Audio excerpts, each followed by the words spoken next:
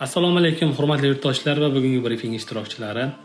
Bugungi brifingda biz sizlar bilan Raqobat qo'mitasiga 2026-yil 1.5 davomida jismoniy va yuridik shaxslardan kelib tushgan murojaatlar haqida qisqacha ma'lumot berib o'tamiz.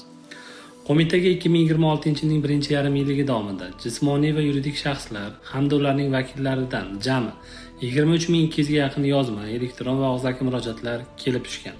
Shundan 1254 tasi yozma, 6299 tasi elektron, 15615 dan ortig'i esa shaxsiy qabul, sayyor qabul va mas'ul xodimlarning qabuli orqali, shuningdek, qo'mitaning ishonch telefoni orqali kelib tushgan murojaatlar tashkil etadi. Murojaatlarning kelib tushish manbai tahlil qilinganda 6 ta holatda Vazirlar Mahkamasidan, 592 ta boshqa tashkilotlar orqali, 656 ta bevosita jismoniy va yuridik shaxslarning vakillaridan, 310 ta qo'mitaning elektron pochtasidan, 6690 ta holatda Prezident virtual qabulxonasi orqali, 27 ta holatda xalq qabulxonalari orqali, 342 ta holatda qo'mitaning Raqobat.gov.uz sayti orqali, 14400 ga yaqin holatda qo'mitaning yagona ishonch raqami 1159 qisqa raqamlari orqali, 100 ga yaqin holatda qo'mita rahbariyatining shaxsiy qabullari hamda sayyor qabullar orqali, 124 ta mas'ul xodimlarning qabullari orqali kelib tushgan. Tahlillar shuni ko'rsatmoqdaki, murojaatlarning asosiy qismi iste'molchilar huquqlarini himoya qilish, raqobat to'g'risidagi qonunchilik talablariga rioya etish,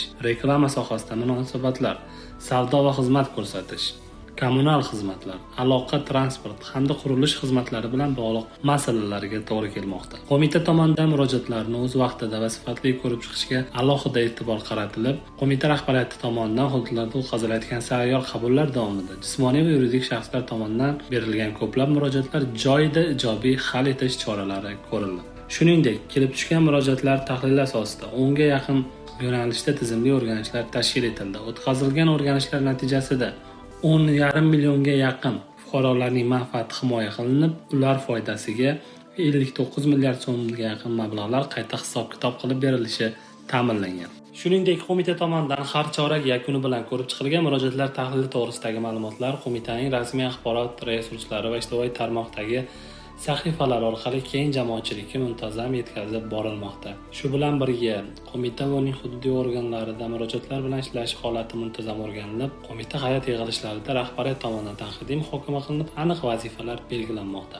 Murojaatlarni ko'rib chiqishda mas'uliyatsizlikka yo'l qo'ygan xodimlarga nisbatan belgilangan tartib-intizomiy choralar qo'llanilmoqda. Raqobat qo'mitasi ham kelgusida jismoniy va yuridik shaxslarning murojaatlarini qonunchilik talablari asosida tezkor, xolis va sifatli ko'rib chiqish, tizimli muammolarni bartaraf etish hamda iste'molchilar huquqlarini ishonchli himoya qilish bo'yicha amaliy izchil ishlarni davom ettiradi. E'tiboringiz uchun rahmat.